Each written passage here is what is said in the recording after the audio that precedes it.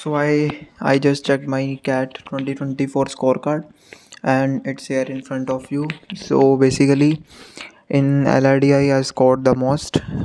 The most means that total 4 are correct and one is incorrect. That makes a total score of 12 marks. And now coming to um, VRC. In VRC I attempted total I actually got 9 marks in VARC.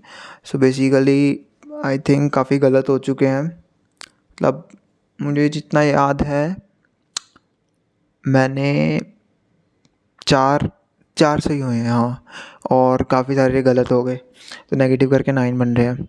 उसके अलावा quant के अंदर आई attempted total 5 question जिसमें से 3 theta थे वो गलत हुए हैं और टोटल एक ही क्वेश्चन सही हुआ है. और उसके बाद एक क्वेश्चन वॉज नेगेटिव मार्किंग तो टोटल 2 मार्क्स. सो इन LRDI 12 मार्क्स, इन हाँ, and in VRC 9 marks, and in quant 2 marks. So that makes a total of 23.